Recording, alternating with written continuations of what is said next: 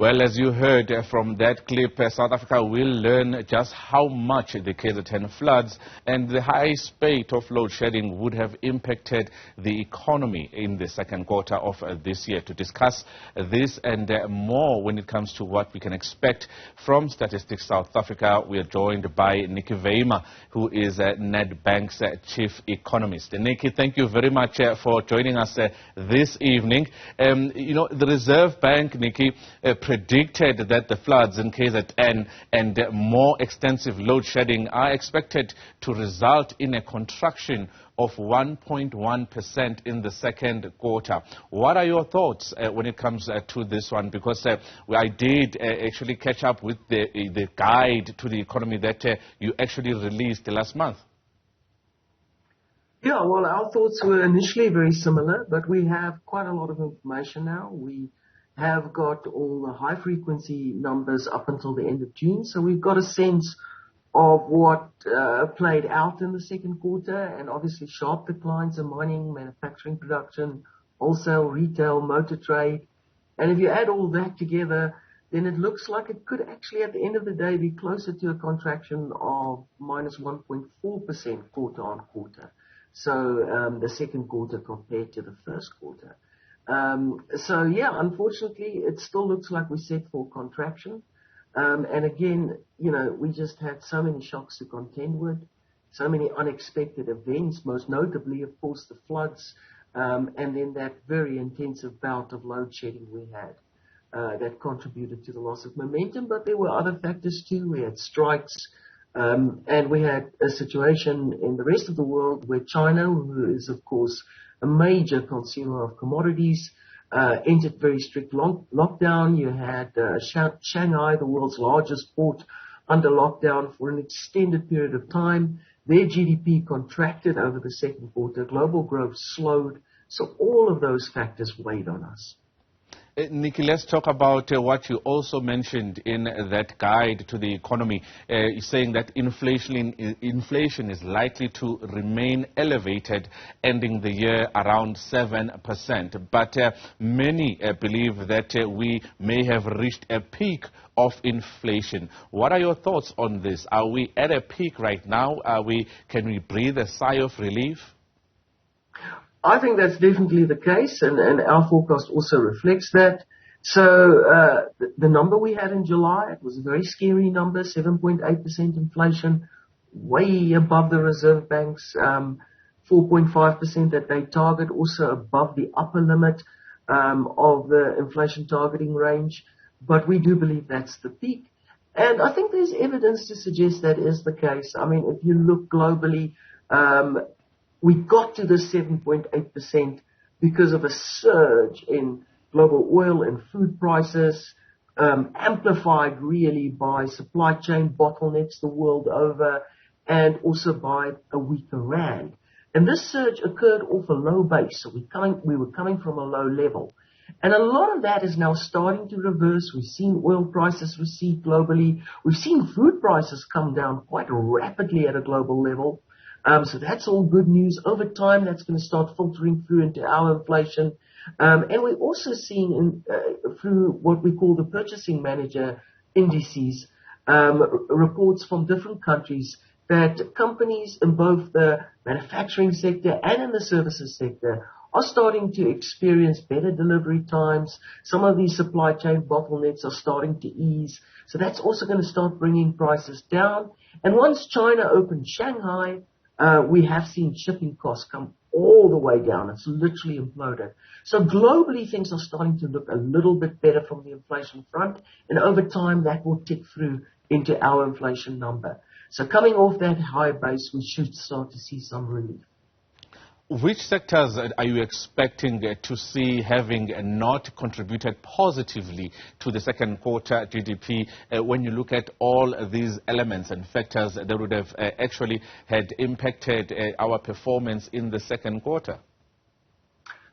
All right, so the sectors that are likely to be responsible for the decline of the economy will be your heavy energy users, mining, manufacturing. Those are the sectors. For mining, they will be heavily influenced by the slowdown in the global economy. by the lockdown in China we saw in the second quarter. And of course, they are also heavy energy users, so load shedding would have affected them in a negative way.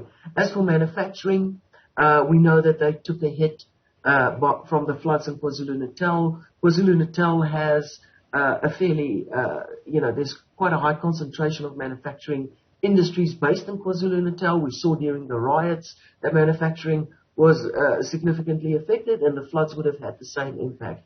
And there specifically it hurt the motor vehicle manufacturers. As we know, the Toyota plant was severely damaged in those floods. So those are the industries that will very definitely be negative. Obviously, electricity production, that declined. But then we had fairly robust retail sales, wholesale sales, motor vehicle sales in the first quarter. And off that high base, things also slowed. And I think what you're seeing there is the impact of the rise in petrol prices and fuel prices.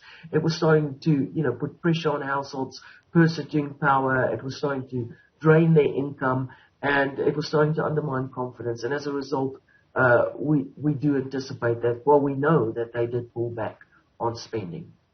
We are no longer wearing masks. We've almost, forgotten about COVID-19. Nicky, you spoke about this just a little bit, but how much of a factor is COVID-19 still playing? Because we are still experiencing some hard lockdowns in areas such as China, one of the world's biggest economies. Certainly it's still an issue in the world at large, and especially in the East. And especially in China. And it has a lot to do with how they're approaching the problem. The Chinese government have adopted a policy they call the zero COVID policy. They don't want to have one case of COVID. So it's not about managing the numbers and managing the virus. It's literally about squashing it out of the system. And from there, these very hard lockdowns. And we saw recently a city of about 21 million people in the southeast of China also again being put under lockdown. So it's because of that it still remains incredibly disruptive. At the same time, Japan has just emerged from a situation where they had a spate of infections, and they also had lockdown rules that affected their performance. They're now starting to lift it, but they still have very strict rules about allowing in foreign tourists, for example. So although we've put it aside, and we seem to be coping at this point, it is still very much a factor impacting global activity and therefore world demand.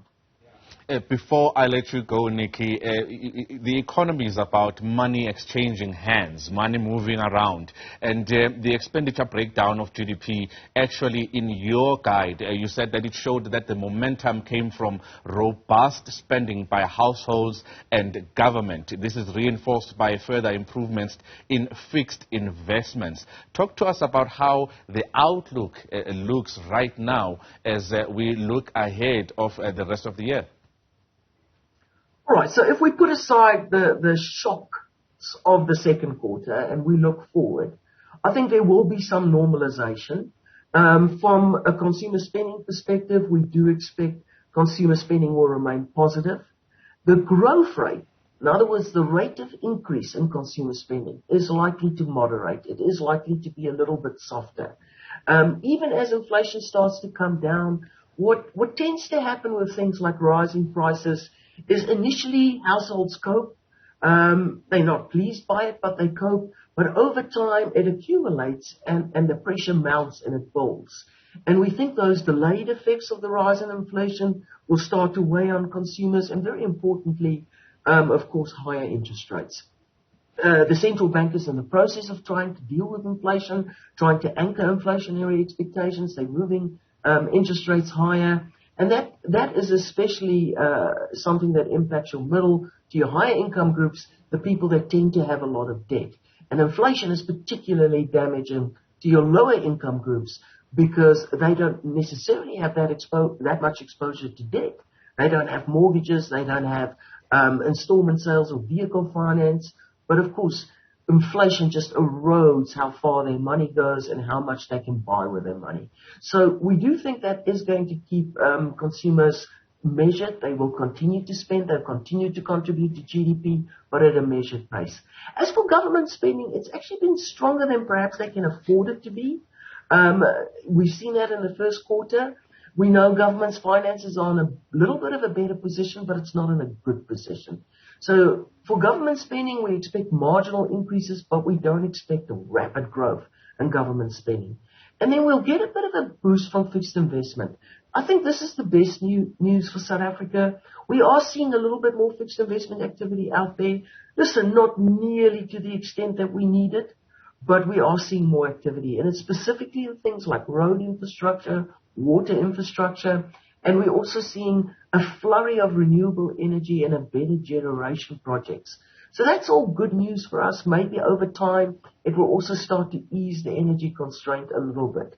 And altogether, if we put that together, it should get us to a growth rate this year of about 1.7%. Yeah. And then next year, it's probably going to be something to the order of around 1.4%.